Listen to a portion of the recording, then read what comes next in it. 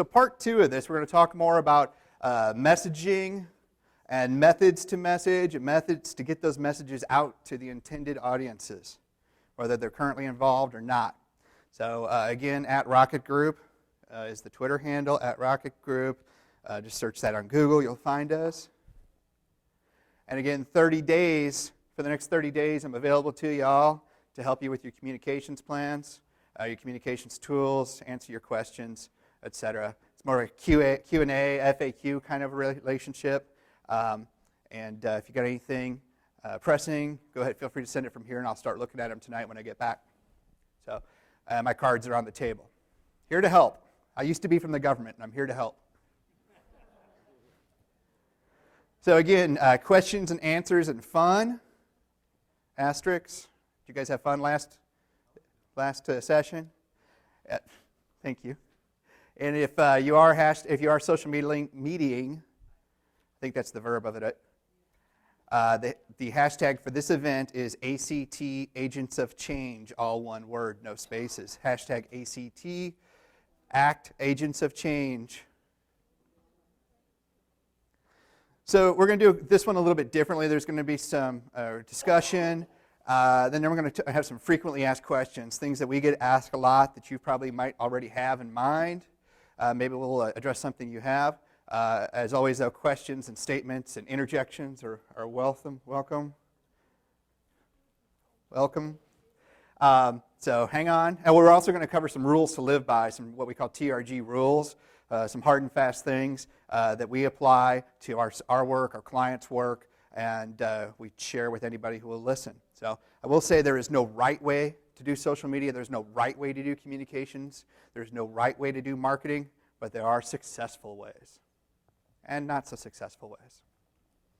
So the first question, or the question here is, again, just there are going to be some frequently asked question slides that look like this.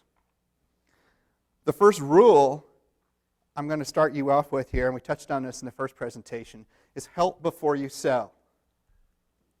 Again, if you're putting out sales, you're not the grocery store with the inserts in the newspaper. You're not JCPenney's with the insert in the newspaper. I said pennies. You're not a sales vehicle. You're here to help people, right? Your organizations are here to help people, inform people, educate people. Do that. Oh, hi.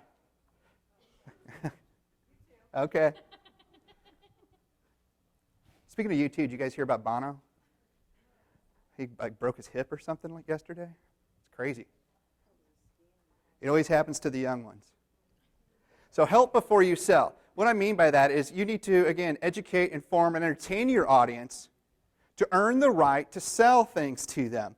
To sell if you've got events like this going on at your local level, if you've got fundraising things going on at your local level, you've got some sort of real-world activity that you've got the call to action to. You can't lead with that. You can't constantly push that information out there 100 or even 50% of the time.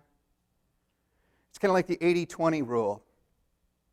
80% in business, that 80% of your business should come from 20% of your customers. That's the business version of it.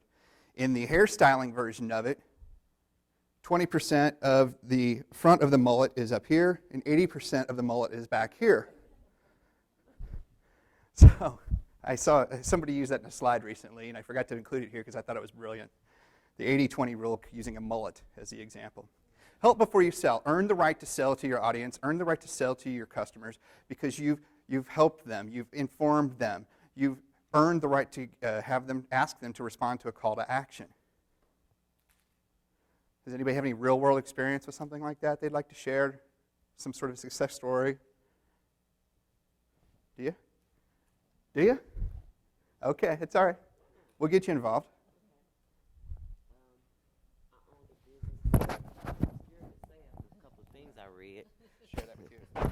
I owned a business. Well, I owned 7 discount smoke stores, and they did sell liquor. And when we first started off, we did all these statistics and went through like the first 5 years, blah, blah, blah. Well, because of the things that we sold, cigarettes and alcohol, that's not true. And the success in it was, I think the first year that we were in business, I thought I was going to be able to do the book work, and I had to end up getting accounting because we did 2.1. And so I was like, really? Now, in 2.1, you still have to take off the expenses and all of that. But just the fact of doing it and not really having a lot of knowledge about it, it really educated me enough to get back in school, learn different things. And then after my husband passed away, I decided to come back to school because I've always dealt with kids. And so I'm like on the neglect abuse side. And it's a total different type of, thing for me, but I'm enjoying it, and I'm enjoying meeting all the nice faces in the room.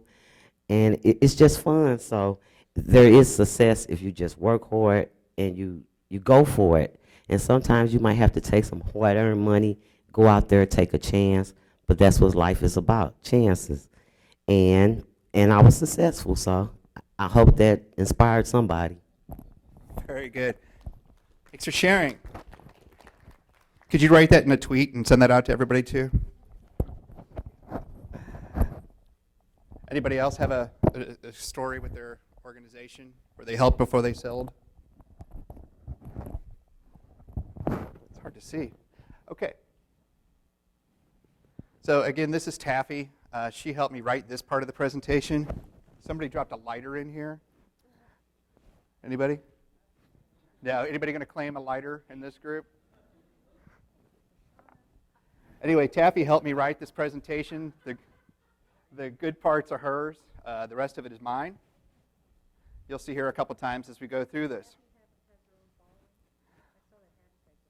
I do hashtag Taffy just to see if people do use it. And occasionally, every now and then, people will tweet about Taffy.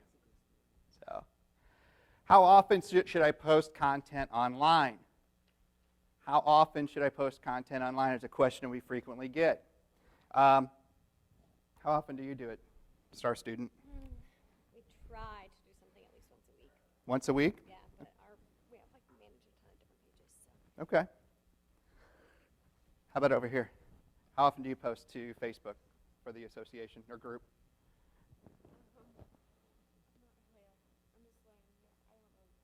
You don't do it? Well, you can. I'm teasing. How about you, Robin? Once a day? Very good, on Facebook. The answer to this question is, too much is never enough. Too much is never enough. There's not really a right or wrong answer to this. It's what your audience expects, and it's when your audience is online. Here's a dirty little secret about Facebook and Twitter and what have you. At no time since the dawn of social media has everybody's fans seen every post that the page makes. Not every one of Coca-Cola's fans sees every post that they make.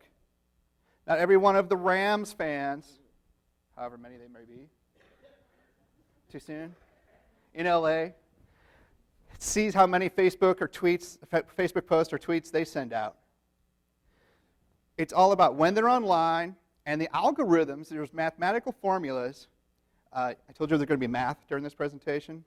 The algorithms which power all the social media platforms lead the people who are the most active and engaged with and clicking and viewing your content. They're going to see your content more than people who are not. So if you have 100 fans on Facebook, odds are right now, we'll talk about this again in a second, odds are right now that maybe 5 people are seeing your Facebook posts on average. Maybe 10, maybe 15. Because I'll say this because you all see it when you make your first Facebook post. How many people saw this? That's called organic reach.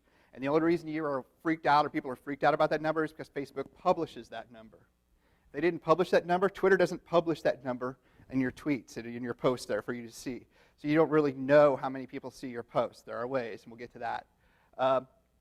But your organic reach is how many people see it natively without somebody liking or sharing, with no interaction, with no advertising put behind it, etc. So on an organic reach, maybe 5 to 10 people will see your post if you have 100 fans. So that's why you have to post frequently at different times of day, etc., because different groups of people will be engaging with you when they're online. Okay? You might be a fan of Coca-Cola, but only see their post once a week. because you happen to be on Facebook at the time that they posted or when their post was still live. The average shelf life of a Facebook post is maybe a couple hours. The average shelf life of a tweet is maybe 45 minutes. When you get to scalable levels, like where Coca-Cola is, and where even at the level where I'm at with a couple 3,000 followers on Twitter, it's minutes. It's mere minutes. Because our audiences are engaged with so many people that the streams, the news feeds are constantly churning and churning and churning in real time. So if, an organic reach, without search, without paid, without whatever behind it, you've got very few minutes to actually capture out your audience. So that's why too much is never enough. And when you feel like you're posting too much, you've probably reached that level. But when your audience starts dropping off or you start losing fans, etc., that's when you've probably posted too much. But nowadays, that happens very rarely because of the algorithm changes that have gone on in the last year to 18 months. And we'll get deeper in that in a second. The second rule with social media is this, is that all of your content, or a majority of your content, or as much content as possible that you publish across the social channels, should be driving those folks, your audience, your listeners, your followers, to your website and to your email list sign-up. You should be posting content on your website, be it a blog post, be it photos, be it what have you, on your website, which you can then share across the social channels, which when people click it, takes you back to the website to get them from the Twitter website, the Twitter app, the Twitter whatever, to your website. And then there should be a call to action, whether it's a pop-up or a link or a word mention, what have you, to get them to sign up for your email list. Because still, even here in 2014, with 10 some years into the social revolution, email addresses are still almost probably the most valuable contact tool that you can have. Okay? Does everybody have email newsletters? A couple of you? Who doesn't have an email? You're not going to raise your hands. So drive your audiences, drive your social audiences back to your website, back to that email list sign up. So you've got multiple points of connection to them. So again, why are we here? In this section, and that question's not supposed to be as deep as it sounds. Why are we here? We do have a time limit on this, I guess. So. But in this section, we want to talk about beginning, inspiring, integrating, monitoring, and repeating successful traits of communication across all the platforms, across all the channels, even the real world, to help you reach those target audiences, to reach those audiences you're trying to advocate to and for, and to get them to respond to your calls to action. Why are we here? So let's start with messaging. That board shows a message, right? That's a message up there. Who needs a hug? Come here, man. All right, brother. We have plenty. I don't have enough time right now to give everybody hugs, but afterwards. A message is an idea that connects with your intended audiences.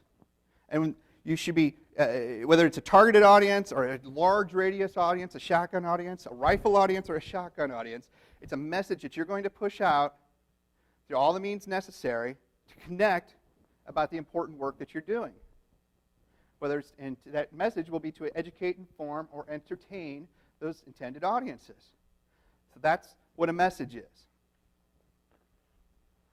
The audience, whether it's me, Holt, the town of Holt, or you all, only hears about one thing. What's in it for me? They don't care that when you were established. They don't care how big your office is or how big it's not. They don't care most times about your budget and such. If you've got some important news item out there, I'm talking about ancillary things that people stick into press releases. When I talk about these things, they want to know what's in it for me. How quickly can you get them the answer to this question is going to gauge your success in delivering a message through whatever means necessary to your audience. And that audience might be multiple audiences, depending on your medium. You could be talking to your employees, your internal customers. You could be talking to your external customers and clients. You could be talking to the community at large, your investors, the state legislature, what have you. They want to know what's in it for me. So if you can answer this question for your intended audience with that intended message, you're going to be a success. Because your audience is going to fall somewhere in between these two words. Whether it's your sensitive topics, whether it's my marketing messages for my marketing company, whether it's client messages that we deliver into petroleum or education or what have you worlds that we work with on a professional basis, they're going to love or hate, or somewhere in between what we've got to say. Who gets pushback? From I heard a laugh. I'm not picking on Kara anymore. How about you, man? Chris? Pushback? What do you got? Give me an example.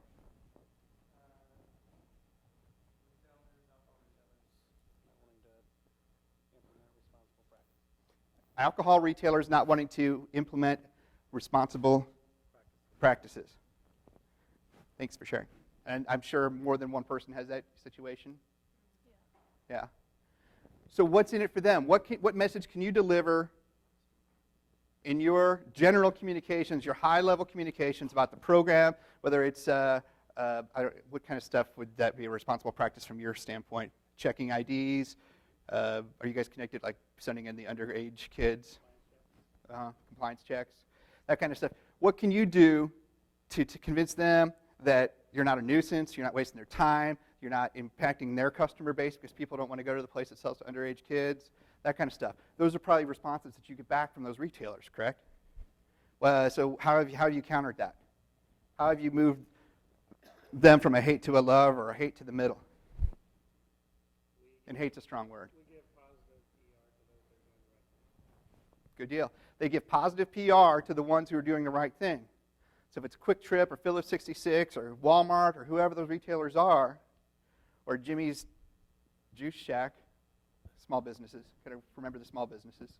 If you recognize those folks, more people in the retail world might be apt to follow along and not be so put their walls up when that message comes in that you need to participate in these programs. When you're crafting a message, if you look at love and hate as hate being a 1 and love being a 10 on a 1 to 10 scale, you need to aim for that middle range, somewhere in the 4s to 6s, the 3s to 7s.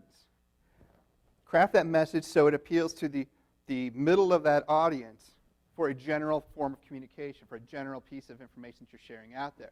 There's going to be times when you're only talking to the 10s, and there's going to be times when you're only talking to the 1s. And so you craft those messages individually for those audiences. Okay? Anybody ever seen a hate and love tattoo guy? You got? Oh, I'm sorry. I didn't mean to pick on you. I know. I saw. Janice? So connect with your audience. Connect with your audience. Get them information that's going to quickly answer what's in it for me and is going to persuade me to at least consider your point of view, not advocate for your point of view. Because if you're not doing these things to connect, if you're just going to throw me some Thomas Dolby information, 5,000 kids in our town bought underage this year. Well, they didn't buy it here. Go talk to Walmart. They're doing it. That's what the guy at Jimmy's Juice Shop said. Why are you picking on me? So connect with your audience. When we talk about methods, from the real-world conversation to the television and radio interviews, the newspaper interviews that you might give, to our digital formats, the earned media, where media is covering you, the paid media, where you're buying message, or the promotional media, where you are the one broadcasting the message, where you yourself are the media through your own channels that you've built. This revolution now, this media revolution, this message revolution, this whole thing, as we talked about in the first section about what's happening in Ferguson, not to go back to this again, but it started on digital. It started with tweets, then picked up by the TV, it got picked up by the newspapers 2 days later, because they're that far behind. And it moved and moved and moved to the masses, where within a week, there wasn't many people in this country who didn't know what Ferguson meant, even if they didn't know where it was. So it's digital. It's the new water cooler. It's the new conversation over the back fence. It's whatever old-timey analogy you want to put to it. But it moves like that. The word spread about the good news, the bad news, the indifferent news, like that. So it's all going to be digital. So that's where you have to focus on these things. Who's blogging on their website? Who's publishing content on a frequent basis to their website? Everybody? Okay, don't raise your hands if you're blogging. All right. A blog, well, first off, start today. You've probably all got content capabilities, content publishing capabilities through your current websites. And if not, it's probably an easy add to your website. Talk to your administrator. So you can start publishing content, publishing your message, publishing your good news, your informative news, your educational news, your entertaining news, your calls to action in a blog format to your own website, which then gives you your own content to broadcast to the social channels to your audiences, and then drive them back to your websites. Now you can get their email address and have another point of connection with these folks. Okay? I know it sounds like a lot of work. I know it sounds like more work. I know you don't have enough time in the day. But it's critically important in 2014 and for the rest of our lives that we are generating our own content. Because unless you guys are saving every soul that you encounter or doing the Lord's work in every way possible, the traditional forms of media are not going to pick up on all the things that need to be published out there. So who does that fall upon? It falls upon you to create the message and utilize the tools to deliver that message out to your intended audiences. So if nothing else, well, you've already signed up for Twitter. You've already got your stuff set up on Facebook. So now let's get you started on a blog. Holy cow, that's small font. When you're going to get started, you need to start with a plan.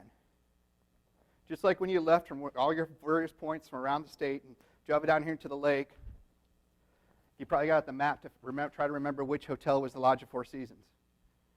Because I'd had to do it. Because I always get the one here and the one across the street confused. So where do you want to be? Where do you want to go with your content, with your message? What can you say? What can't you say? How can you say it? What can you do with your message that you can publish content online that people are going to be interested in? So choose your topics in your message, various messages, multiple topics, how you're going to write about them.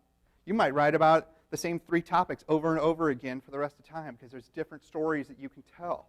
When we go back to the storytelling that we talked about in the first presentation, this is where your stories are going to be published through your own mediums.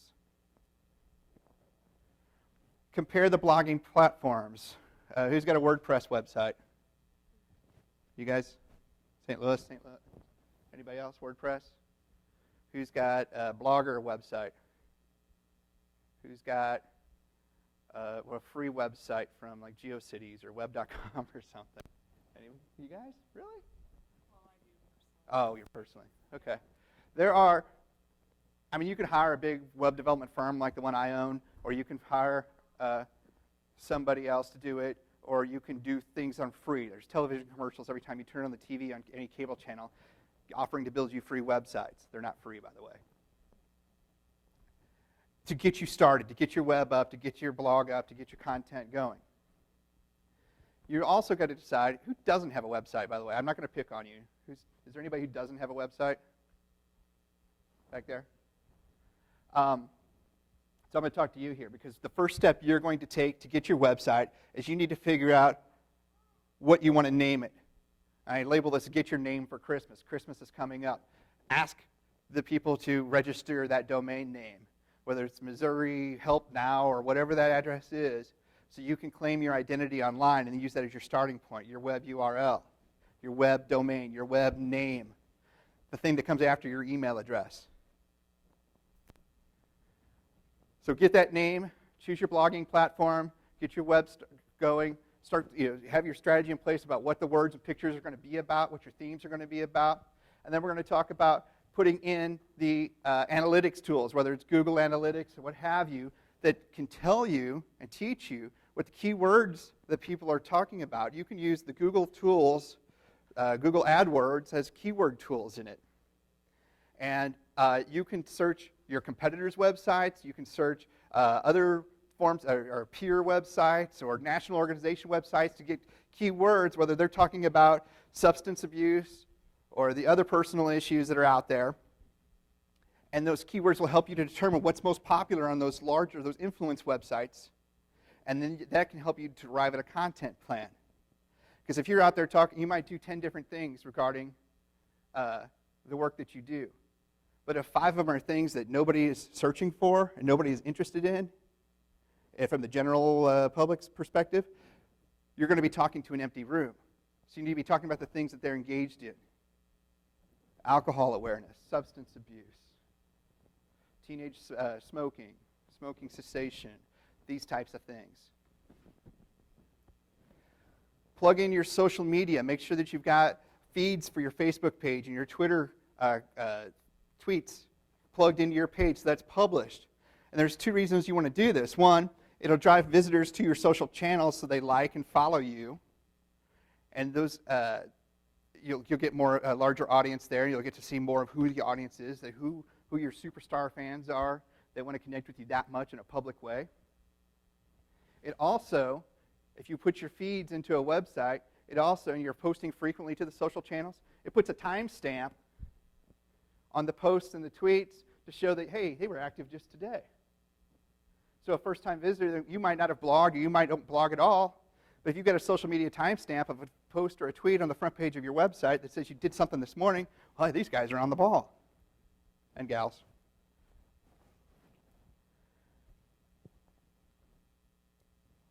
You need to put up the social share tools. We recommend sharethis.com. And what that does for all your blog entries, for your website in general, it'll give a banner of web links for all the social channels, Facebook, Twitter, etc., where if somebody clicks it, they can send a tweet about your website or about your blog post or a Facebook post about that content out to their audiences with just a click. It's a share tool. Again, sharing is the most powerful action in social media. So you want to do all you can to encourage that. Kick butt and get email addresses. Again, do everything you can to encourage people to submit their email address. Think about when you go to any retail website that you go to, whether it's Bass Pro or JCPenney's, you've got pop-ups and sliders and calls to actions everywhere to sign up for our newsletters, for coupons, and this, that, and the other. You can do the same thing for your advocacy organization, for your prevention organization. And then rinse and repeat. Do this on a daily basis. Do this multiple times a day. Do it once a week. Whatever you can do with the time and the manpower and the content that you have, but at least get started on it. Because if you're not, other organizations or other national organizations that might be doing the same thing that you're doing, which can be labeled your competition, are going to build the audience numbers. And whether those people are in Potosi, Missouri, or Newark, New Jersey, they'll connect with the national organization and be more connected to that group that's doing the same work at the higher level, and maybe not even be aware that there's a local branch, office, whatever, that can help in their backyard. It's all about attracting and engaging that audience. So you don't have to do it all yourselves. Any questions? Did y'all sign up for your blogs right now? Who has one of these books? One of these dummy books? Full disclosure, I probably have 1 or 2 as well. And some of these are all social media for dummies and Twitter for dummies if you can't read what it says. And some of these are written by friends or peers or people who've taught me and such. What's the one thing all these books have in common? Huh? Oh. Who knows? They were all out of vogue as soon as they hit the shelves. Parts of them were useless by the time they hit the shelves. because of the ever-changing platforms of social media, of digital communications. You spent $14 on a book. I don't know what these things cost. $14 on a book that's not going to help you as much as it should. That's why you have to engage, et cetera, et cetera. We look at this, and full disclosure, I'm being paid to be here today. But I'm an advocate myself for social media and modern communications, what have you. And we call this the law of Uncle Ben. You guys know who Uncle Ben is? Not the rice guy. Uncle Ben taught us that great power comes with great responsibility. So it's my responsibility as somebody who does this on a daily basis to help those who need help to be as successful as they can with these social media platforms, these ever-changing forms of communication. I don't want you all to get left behind. I don't want the national organizations of SAD and whatever to steal all the advocates that are here in Missouri. I want those people working here in Missouri doing good work in their own neighborhoods. Okay? So we call this the law of Uncle Ben. So what is social media? What is it? It's everything. It's from the Facebooks and the Twitters. It's from the YouTubes and the LinkedIns, to the Worlds of Warcraft, to all those goofy games they kept advertising during the World Series, Castles or something. All that kind of stuff. Anything that's taking place between groups of people in a digital format can be considered social media. Of course, it's really down to like the big six of Facebook, Twitter, LinkedIn, YouTube, Pinterest, and Instagram. Google Plus is over here somewhere. Fish where the fish are, because this is where the audiences are. As we talked about, there are, for the most part, on Facebook, and active at least once a month on Facebook. Maybe not every day. Influencers are on Twitter, et cetera, et cetera. Each of these platforms has its own unique its own unique typical audience. Many people are on all of the platforms, but they do different things on each one of these platforms. The audience numbers, again, indicate that in Missouri, if you're wanting to reach the masses, they're on Facebook. If you want to reach the influencers, the elected leaders, the newspaper people, the electronic media people, they're on Twitter. If you want to interact with the ladies of the house, they're on Pinterest and Instagram. By the way, men buy more things on Pinterest than the ladies do. Probably because my wife told me to go there and see what she wanted. The local numbers, even in Columbia, where this number, hashtag COMO is for Columbia, as 98,000 people are on Facebook. And I raised the search demographic up to 24 years of age to knock out some of the university students who are claiming Columbia. There's still 98,000 people. That's more people than are on the population signs in Columbia as well.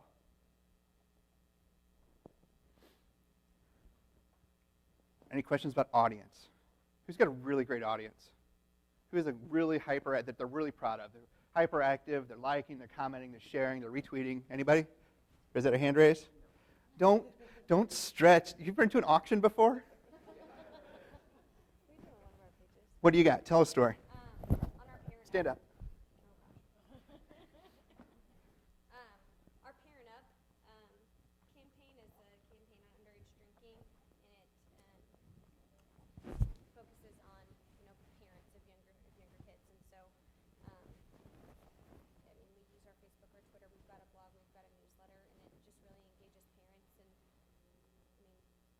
don't really know what to tell you other than it's just really. But active. when you Pictures up, we do a lot of just interactive things where people comment and things that people have in common. what's a frequent thing that they comment on? Is there a type of content or a call to action? Is something critical, or is it across the board? I mean, a lot of it's across the board. It just depends. But I mean, a lot of Facebookers are like the mommy friends on Facebook. People post out their statuses like, "Hey, mom's on Facebook," and ask advice.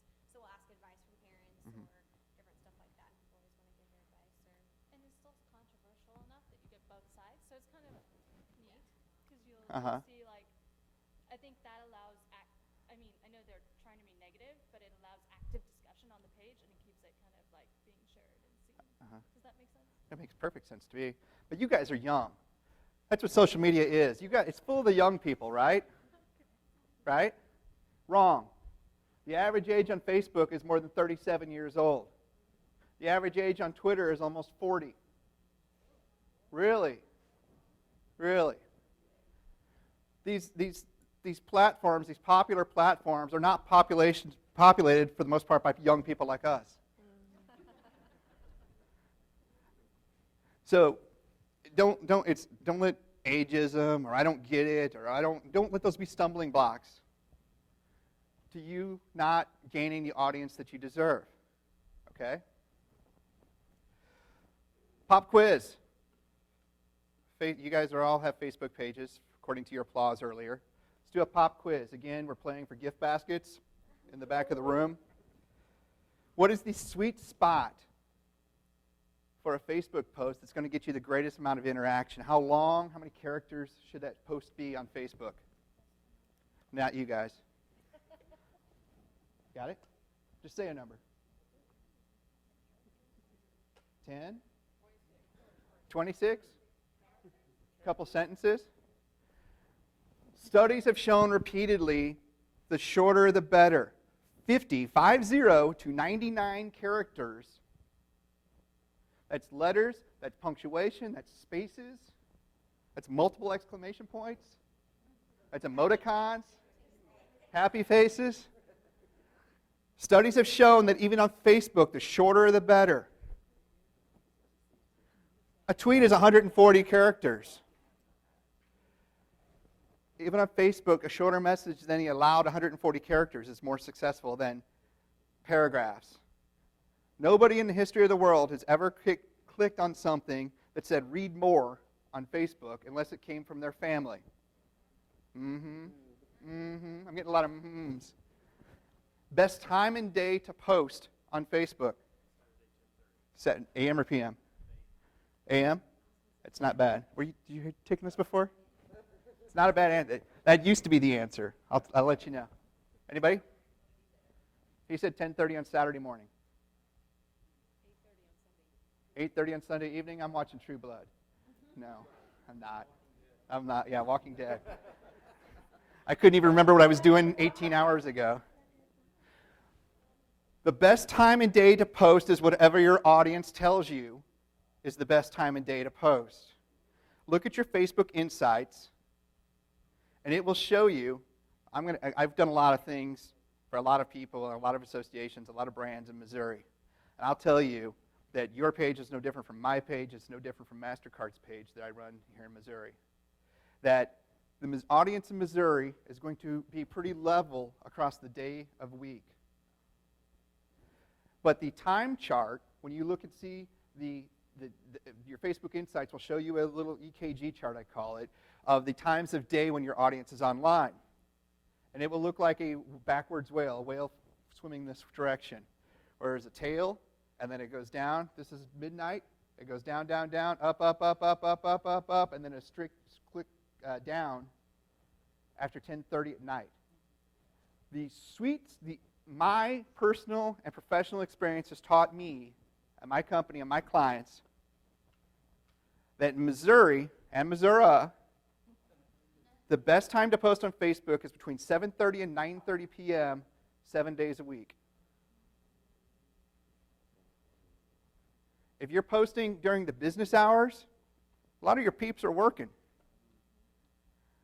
I know in Jefferson City, where our largest employer is the state government, our second largest employer are our hospitals, our third largest employers are banks. They all block social media on desktop experiences. Everybody's got their phone. But they all block social media. And the Facebook Insights will probably bear out. When you look at it, when you get back to your room or you're looking at it on your phone right now, you're like, oh, it does look like a whale. And tweet me and let me know that you said I saw a whale. The best driver of interaction, again, you guys can't answer. The best driver of interaction, what type of content is going to get you the most likes, shares, comments, interaction? What'd you say? Pictures? Anybody else? Pictures and video. Video more than pictures. A dog with an eye patch. If you had a video of a dog with an eye patch, and you have the ability to upload video directly to Facebook, instead of posting, clicking in or dropping in, or sharing a link from YouTube, if you upload that video directly into Facebook, it's like 10 times the action, because Facebook wants to be the source. The algorithm is weighted for uploaded video on Facebook, not video links. And just a fair warning here, it takes forever for a video to load to Facebook. So set up a separate computer or do it in the background or something, because it takes forever for a video to load to Facebook. Using a personal, everybody together on this one, we already talked about this. Using a personal page as a business page on Facebook. All together. No. All together. No. Please tell everybody you know that's doing this to stop it, because they will be shut down, they will lose everything, and then their business will go out of business. Unless it's the guy selling underage. Let him do it, right? All right, last question. Mobile device or desktop, what's the best way, the most interactive way it's going to get you the best success with a Facebook post? Mobile, yes. Mobile, we found that posting text-only updates from a live posting, not scheduling a post. You can't schedule from mobile as far as I'm aware. Right now, it's probably going to change soon. But if you were to make a Facebook post right now to your brand page, it's just text-only, you'll have outstanding success. Has anybody done that? Had greater reach? Try it. But I have found that if you attach a photo to a mobile post, the organic reach is about the same as it would be if you posted through the desktop. And such like that. Don't ignore your desktop. Don't ignore, schedule your posts. Do all those things that you need to do.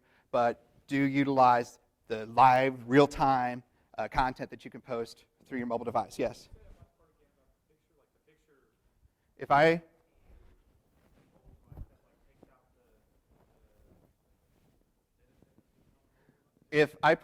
made a Facebook post for my phone right now, Android all the way, it's pretty boo. You get an Apple sticker on your car. Somebody has an Apple sticker on their car in this room. If I made a Facebook post with just words, just text, to my Facebook page or one of my brand's Facebook page, I would have a greater reach. Time has proven, time and time again, doing this, that I'm going to have a greater reach organically than if I did it through the desktop experience. More people are going to see it. But if I weight it down, if I anchor it down with a photo from the mobile upload, it brings it back down to the normal desktop levels. That is what our experience has proven to us, and we've had other people test it with different audiences and such, and it's proven to be that true. Now, that being said, don't abuse it. If you start punching that loophole in the algorithm frequently, they'll close it on you. So every so often, every couple days, something's happening live in front of you. Do that kind of stuff. But don't do it. Don't make that your only way of posting. Yes.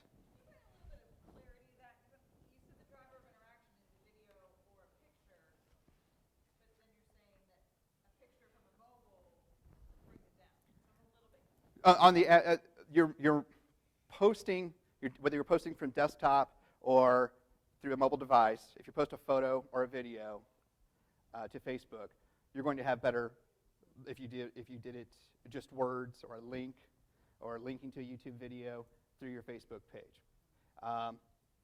But if you just do words only through a mobile device, you're going to have greater organic reach than if you attached a photo or video to that. Does that make sense? So you got three options here. Yeah, kind of a hierarchy. So Facebook is awesome, right? Was that too loud? I forgot I was wearing a mic. Facebook is awesome. Everybody's doing it. All the cool kids are doing it. The socias, the nerds, the motorheads. How'd that go in Ferris Bueller? I can't remember that quote. Everyone's doing it. Everybody's there. It's a majority of all the populations you can think of are on Facebook and active on Facebook.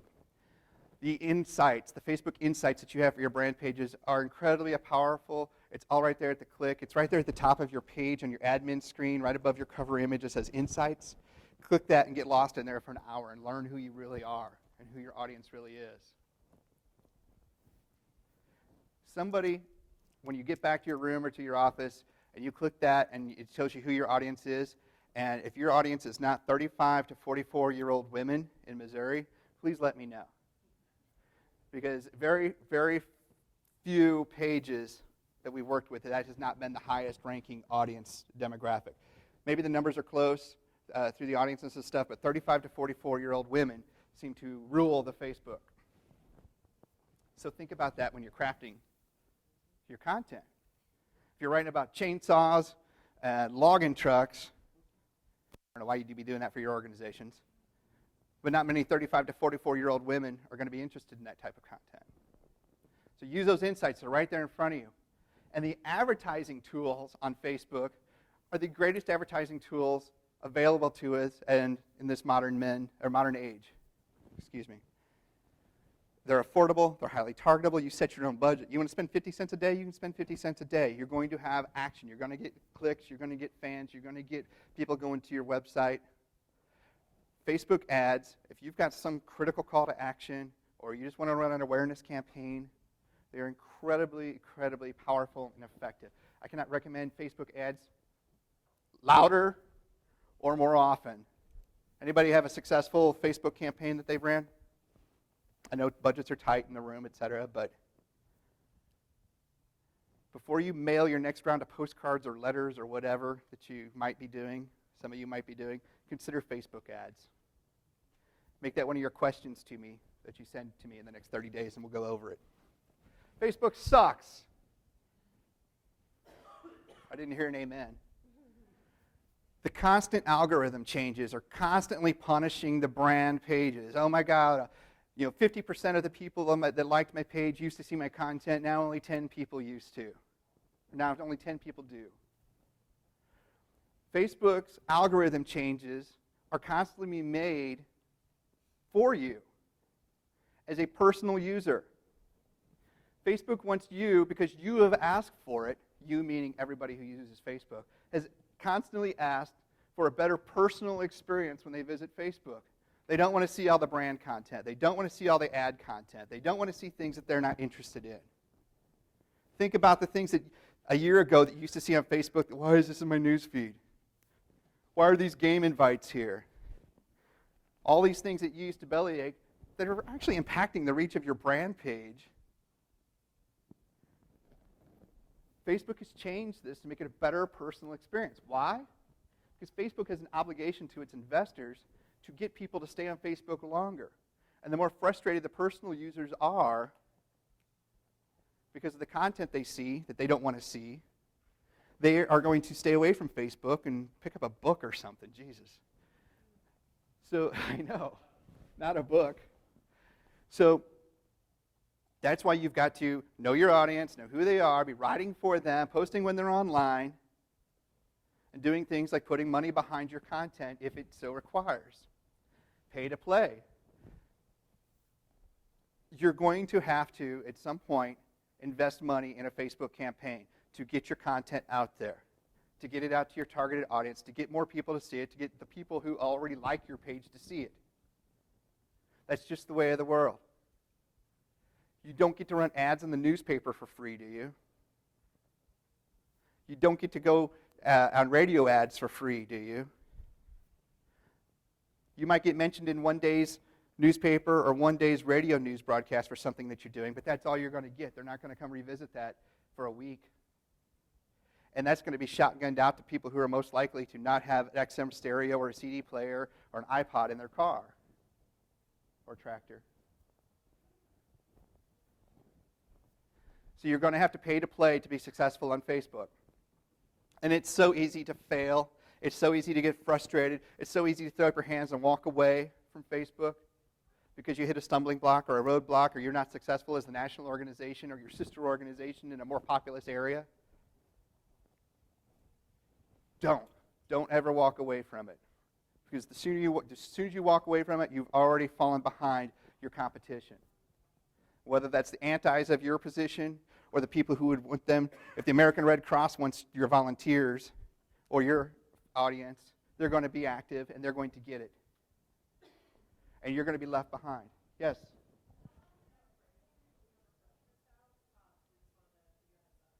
Okay. It looks like there's some Mountain Dew or something over there. If you guys are thirsty, you need to go to the restroom, you need to look out and see if the snow melted yet, feel free to move about the room. So where did my fans go? You remember how I keep saying over and over again this stuff changes constantly? Last Friday afternoon, Facebook made a change to the algorithm which impacts every brand page, every business page on Facebook. You are now going to see your organic reach fall to even further levels. If you have 100 fans, maybe 2 people are going to see your post organically on the average. If you're just throwing stuff up there, if you don't have a plan of attack. Facebook is weighting the algorithm for the personal interactions, the personal content, more and more every day. That's how they're going to be successful. And if brands are going to want to continue to use Facebook and the audiences that you've built, and a method of communication that almost everybody in your communities is online there every day, whether on a desktop or on a phone, you're going to have to pay to play. Something else that we found has worked is posting multiple images at once. If you post 4 images at one time instead of just one image, or an odd number of images, it creates a grid in the news feed. It stacks those 4 images in a cube. And people are more apt to look and click at those 4 pictures at once instead of just the one picture that they can see almost everything in it. But now this one's a little bit smaller, so I need to click it and see what's going on. The TRG rule on this is make sure that you have a caption for all of those images when you load them. Because if you just put the caption in the post and load those 4 photos, and people encounter those photos organically, and there's no context to what that photo is, if you haven't identified the people in it or what they're doing or why they're gripping and grinning, then the visitor's not going to care about it or know about it, and they're going to think, why didn't they even put words with this picture? So what are you up against when it comes to Facebook? You're up against my friends and family. That's my wife. Tell her, tweet her and say she's cute. You're up against my music, all the bands and all the channels and all the whatever I liked on Facebook. You're up against my sports. True story. I was in the back of the room about 5 minutes before we got talking, and I just checked Facebook real quick, and I saw that Shelby Miller had been traded because the algorithm weighted the Cardinals posts to the top of my news feed whenever I log in. It's telling me, because I interact with Cardinals posts or other sports posts or other music posts or other friends and families posts, it's going to put that at the top of my news feed. And I didn't see any of your posts in my news. Well, that's because we're not connected. But the more you interact with, there you go. There you go. Hey, I'm Missouri first. That said my sports, not your sports. So the more things that you interact with are going to be at the top of the news feed in your individual page versus the stuff that people are just publishing all together. You know that there's 2 settings on how to view your news feed, right? Top stories and most recent. It's a little tab on both views, mobile and desktop. You can click to switch the views, and it'll show you top content. It'll show me all my sports and music stuff that I interact with on a more frequent basis. Then if I click most recent, it'll show me a chronological order of everything that's been posted from the things that I'm connected with on Facebook. I generally go to most recent. So the secret to this in this modern world is your content needs to be thumb-stoppable. And what I mean by that is a majority of folks interacting with social media, no matter what the channel is, platform is, on their mobile device. And I'm sitting in the waiting room, and I'm scrolling, and I'm scrolling, and I'm scrolling.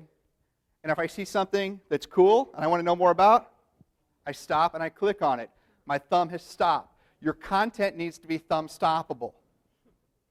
And whether that's awesome pictures, killer video, words that speak to me because I'm the target audience for your group. If you're not doing that, if you're just posting for immediate release, boom, I just thumb-pastabled you. Now so make your content thumb-stoppable across all the platforms. I'm still working on the image for this, but this was a picture that we posted last weekend. I don't know if anybody saw it. The ACT, where's Natalie? She's gone. ACT interacted with it because I put the hashtag into the comments. And we do this pretty frequently. We run a Facebook ad to targeted people in targeted regions saying, what do you get to brag about? And it draws people in to like or interact and share their good news, if you will. It's a common thing that some brands do. It's called a brag basket campaign. So we put this up. Unusual colors that you don't usually see on Facebook. There's this crazy image of the dude playing the trumpet. I guess it's a trumpet. I don't know. So what do you want to brag about? Here's a Coke image that they posted last week. It's kind of similar with the big red image. Their brand is recognizable, etc. here. And there was a call to action for you to interact with World Kindness Day. Do you know World Kindness Day was the other day? Because of the gold stars you got?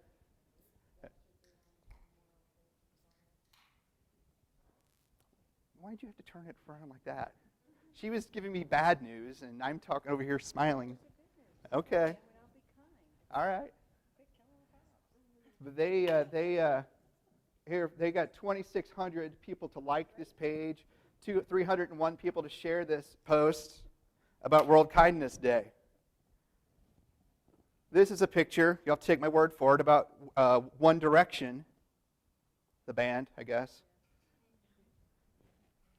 Is that right, Aaron? One Direction? All right. I got 2 daughters, so I can... All right, they'll vouch for it. One Direction was working with Coca-Cola on an AIDS awareness campaign. This post got 14,600 people to like it and 141 shares.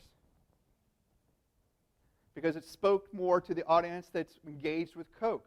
One Direction spoke more than World Kindness to the people who are connected to Coca-Cola on Facebook. So what you should be posting: share stories from behind the curtain. What are you doing at work? What's your office look like? What's the organization for? How you make things happen. We're packing up to go to this conference. We're doing this. Show what's behind the curtain. People will be interested in that type of content. It doesn't give them the right to break. She said, don't post that you're leaving town because people will break in. It gives people the right to break into your house. It doesn't give them the right to break into the house. Okay. He's from Holt. They don't lock their doors. All right. Fun. Have some fun. Post, tweet, whatever with a smile. Show some personality. Show things that are happening. You guys are dealing with very serious and heavy subjects, so you need to shake it up a little bit to get more people to engage with your content. Quotes. I personally don't like quotes. I find quotes to be aggravating myself, but some people do. They're inspirational for folks. Quotes, I mean, we've run campaigns based on quotes. We had a Mark Twain campaign that we ran for a client earlier this year that sold 1,000 tickets to an event that I thought we'd sell 20 to because we ran this quote campaign and people would just jumped onto it and fell with it. 30 Days of Twain, it was called. It did work. I don't know. Breaking news. Are you posting breaking news? Who gave me some breaking news a while ago? And it was relevant to what we talked about. What happened?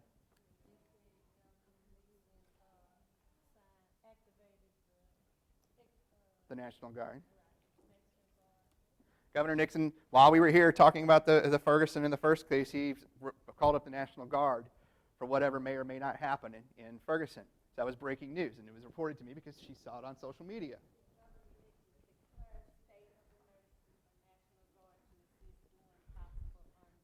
You keep making the story worse. I hope everything works out. I really, really do. Content from others. Share from others. You've got people who are inspiring you, whether it's through quotes or content or information, education, entertainment. Share that. Again, sharing is the most powerful action. Retweet them, share them, whatever you can do to get other people's out there. The secret to sharing other people's content? You didn't have to write it. Yeah, see, you didn't have to produce it.